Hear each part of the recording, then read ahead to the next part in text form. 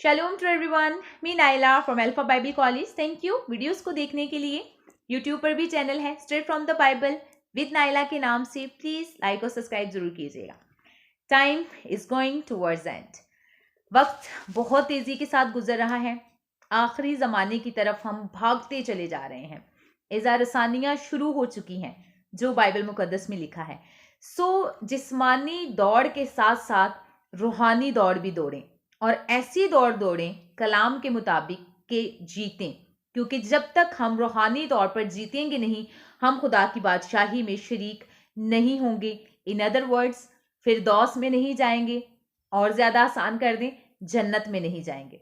So please अपने आप को रूहानी तौर पर मजबूत होने की ज़रूरत है, आगे बढ़ने की ज़रूरत है और अच्छी दौड़ दौड़ने की ज़रूरत है। रेंग रेंग कर चलना या सिर्फ चलना या सिर्फ रेंगना बंद कर दें।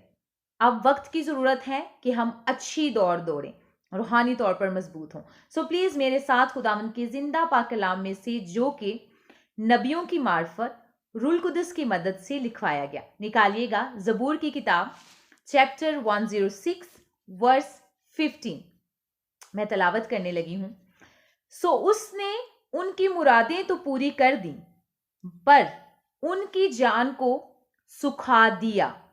बात हो रही है बनी इस्राइल कौम के बारे में, लेकिन तब भी ऐसे ही था, अब भी ऐसे ही है।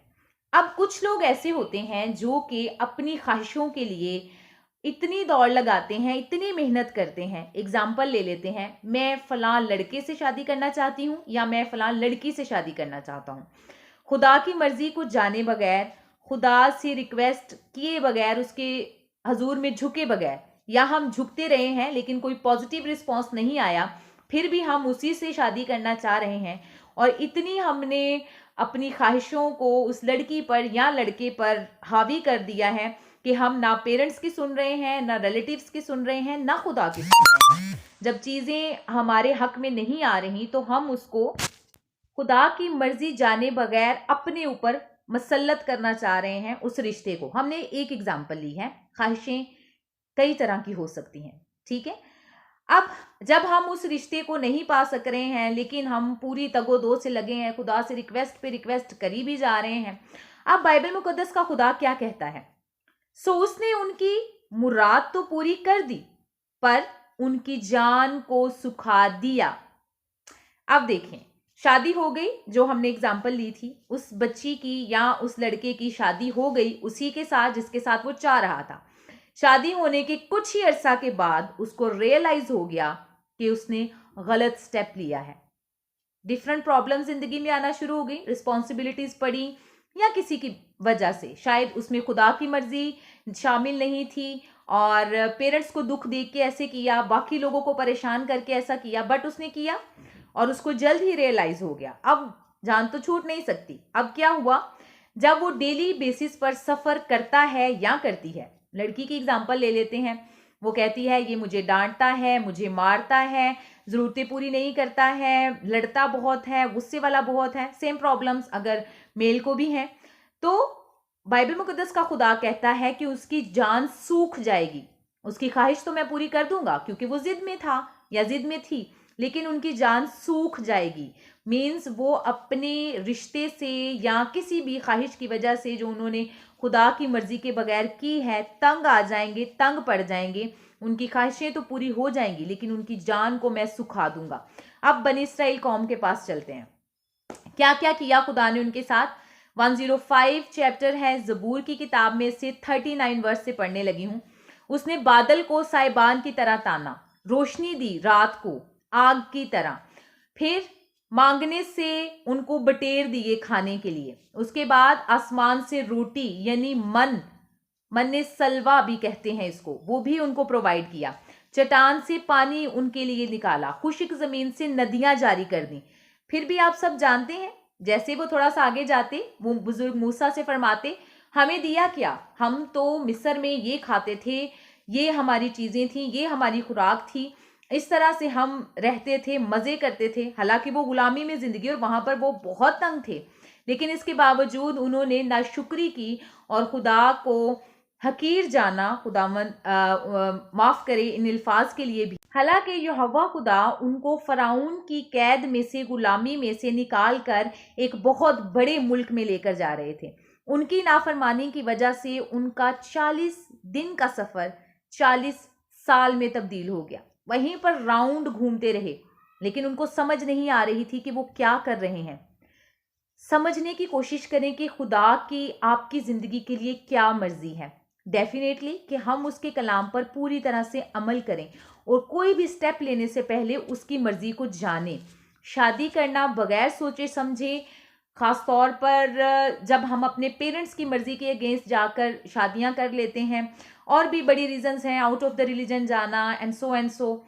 लेकिन ये चीज़ें, ये ख्वाहिशें पूरी तो हो जाती हैं, लेकिन ये हमारी जान को सुखा देती हैं। हर एक में इतनी हिम्मत नहीं होती कि वो इन चीज़ों को टैकल कर पाए। हाँ, वही कर सकते हैं जो अपने यहोवा खुदा की तरफ लौट आते हैं, उसके कलाम पर अमल करते हैं और उससे माफ़ी मांगते हैं। बनी इसराइल कौम ने भी तो ऐसे ही किया, बार बार खुदा की राह से भटक जाते थे।